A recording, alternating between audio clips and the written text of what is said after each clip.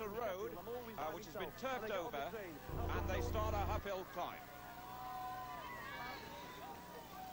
Steve Jones of Wales, 4-4-0 in the centre of the shot. Wales with two good athletes in this. Also with him, he's got the steeplechaser Roger Hackney, who's finished fourth in the National Cross Country Championship to lead Aldershot to the gold medal. Those are the two Welshmen. Orthman of West Germany well up with the leaders, and also in there somewhere John Tracy of Ireland, who's won the title twice. And indeed in this race we've got the last five champions: Kadia, Craig Virgin, United States, John Tracy, Leon Shops of Belgium, and Lopez of Portugal. Well, there's the stiff hill that they reach just beyond the 300-metre mark and start to climb away, and here now Ron Pickering. Well, if you're looking for some familiar faces, the England team running in their all-white strip, we've already seen David Clarke up at the front running 109. Kevin Forster wears 110, he's just gone through, there he is, 110. 249 is beginning to show, but the other, Steve Harris wears 111. David Lewis 113. Tony Milevsorov 115. Phil O'Brien 116. Robert Treadwell, who would enjoy the mud, 117. And Carl Harrison 118. So that's the one with the cap. One tiny Ethiopian who's leading the charge. There's a New Zealand one up. That's Gurma, that's the Ethiopian. And 110 showing very well Kevin Forster. 133 for Allais of France, and you can see some familiar Ethiopian faces in that pack. And it'll take a little sorting out. 32 countries represented, 228 runners. They'll run 6 laps, 7.5 miles. They'll be on this course for about 35 minutes in this senior race. And the favourite teams: Ethiopia, Belgium, Portugal, the United States, and hopefully England. Locke of Holland leading, and Dave Clarke second in the National Cross Country Championship, and Kevin Foster from Saltwell, not far away from Gateshead, in third place. So England with 2 in 3 at the moment for these very early days. And Clarke deciding to attack straight away. Now this is a short, sharp hill. They go right-handed, but then the hill doesn't finish. It then goes gradually uphill, and really when they get to laps 5 and 6, they run this lap 6 times, a total of 12,000 metres, 7.5 miles. This becomes very testing indeed. And certainly, this is a truer test of cross-country than most international courses we've seen recently. Coming downhill here, the awkward part is they're running across the line of the land. Brendan Foster. Well, they've all become students of this course. They've been running around it for almost a week now, and they've decided they know where the hard parts are, they know where the muddy parts are. But what usually happens is the really experienced distance runners will take their time. They won't join the leading pack until they've run about a lap, because usually in this race the pace is far too quick early on. And what usually happens is the early leaders finally end their way back in the 30s or 40s or even behind that. So the really class distance runners will be expecting to start showing in about another half a lap time. And Dave Clarke from England, he's obviously decided he's going to try and make some impact here, but he's unnecessarily stretching them. I don't think he should be doing this yet. I think he should be taking his time and finding his way around the course, because he's exposed at the front, and unless he's going to go to a runaway victory, then he's no need to be in the front at this point. Well, the sun is shining on the course, and it's helped dry it out. We had heavy rain about 2 nights ago, but the European teams were saying this is a typical British course. You've put your hills in, you've got your mud, and normally the international course is a flat race course with man-made obstacles. Dave Clarke still looking good up in the front there, but no real sign of Ethiopian dominance, which when they ran it here last year, they already had half a dozen way up in the front. They're looking there, 1, 2, 2, 1, 2, 3. That's the Ethiopians in the green vests, coming around with red bottoms. 1, 2, 2 is Bulti, and Debele is there as well, and Gurma. As you see the athletes go through the shot, the importance of a fast start is stressed there, because they've got an awful lot of running to do to get up there with the leaders. And certainly the Americans are showing they've got 4.27 up there, Pat Porter their champion, and 4.25 who's Hunt. Pierre Levis of France wearing 1.38 right up with them too, but Dave Clarke still leading and still driving. Levis in second place. And the time for the first mile on this uphill, well, uphill and down dale, but it's very, very undulating, was 4 minutes 43 seconds. Actually, that time at the mile is very, very quick. That's just outside world record pace for 10,000 metres on a track. So what I was saying earlier about the more experienced distance runners, the likes of Salazar and Kadia, you can see there the moment they're on about They're on about 15th place. Salazar just gone through in the black tights there. He was a little bit scared about the weather here, but the more experienced boys are moving through the field, and it's early days yet. They're just about to complete one of the 6 laps, so the team race and the individual race will start to begin to sort itself out from now on. Actually, Tom Hunt, an interesting athlete to look for, number 425. He's only 24, but he won the 1977 Junior Championship. 427, the American champion Porter. 138 is Levis. Dave Clarke wearing 109. 440 showing there is Steve Jones of Wales, the RAF champion, and believed to be a magnificent form. Kevin Foster right up to the leaders as well.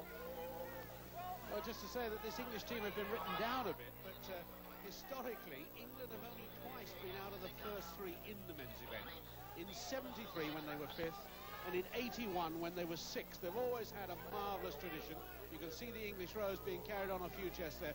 It's simply that, although this started off as being a home nations championship and then expanded to Europe, it now has grown to a worldwide event. It's been adopted by the International Amateur Athletic Federation, and with 32 countries taking part, and the African nations taking cross-country much more seriously than they've ever done before, it's becoming more and more a truly international event.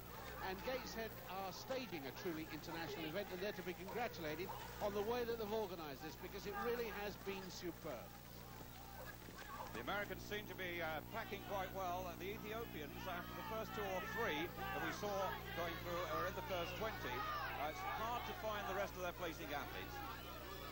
They're gradually moving through the field, but the fascinating thing about the Ethiopians is their approach to the whole thing.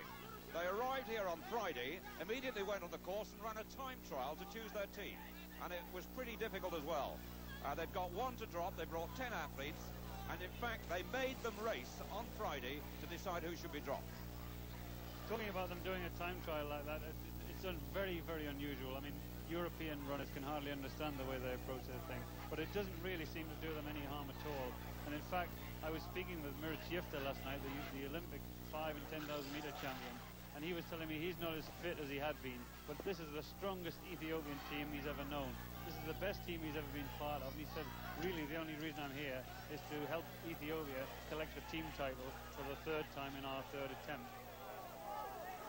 Little man on the right there in blue, Carlos Lopes, first in 1976, 36 years of age now, silver in the 1976 Olympic Games at 10,000 metres, and still good enough to be 4th in Athens at last year's European Championships at 10,000 metres. There he is taking the lead. Carlos Lopes in the pale blue of Portugal, and Salazar and Castella are together, and 15 Australian wearing with the moustache, Salazar wearing the black tights. The Cuban-born American, undefeated at marathon, really wants to win this international race, recognised as one of the world's great hard men of distance running, and he wants to win this badly. But good to see Dave Clarke taking up the running with Europe's best. Well, yes, it's nice to see David Clarke. He's settled down now, and he's in a much more comfortable state than he was earlier. Carlos Lopes, the 76 Olympic silver medalist for 10,000 metres. Dave Clarke is in there. David Taylor, the Irishman, who's won most of his races since about October of this year. And I've got a sneaking fancy as an outsider in this event. I've just noticed in about 5th place in the blue vest, the Italian Alberto Cova, who won the European 10,000 metres. So the good boys are starting to get there. On the outside, Alberto Salazar wearing the black tights, and right next to him is his great rival, Rob de Castella. But as we were talking earlier about the Ethiopians, they're starting to move through gradually. They know exactly what kind of pace they're going to need on this course, and there are 4 of them in the leading pack there, as well as Kevin Foster, whose wife had a baby last Wednesday or Thursday, and who's a local boy, and he's in about 8th place. He's the leading Englishman here. Rob de Castella, who's, as I say, been studying on the course, he knows exactly how he wants to run here, and he's just taking his time, about a lap and a half, to move with the leaders, and that's the best way to do it. John Andrews of Australia is right up there with the leaders as well, but there's a very impressive race developing now. Just looking through that bunch of vests, and it's the Americans who are showing. They've got 3 up there, Hunt, Pat Porter and Salazar. Lopes in the all blue of Portugal. 1, 2, 3 is Debele of Kenya, of Ethiopia rather. 1, 2, 2 just going through the shot, another Ethiopian. Bulti, and Kadir, the champion, actually is not showing as yet. We've tried to track him back, but we reckon he's somewhere way back around 50. As I was going to say, we've been looking for the matchstick man, Kadir. We think he's about 50th. We think he's the 6th Ethiopian. So that means they've got 6 scoring men in the first 50 and must clearly be leading in the team race, although we expected them to pack together. They enjoy their own company. They enjoy running the company. Yifter's gone through shot, who's the eternal 40 years of age.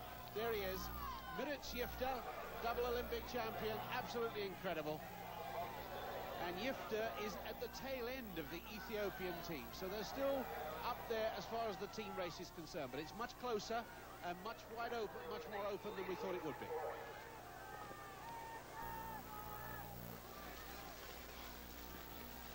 The field is really stretched out now.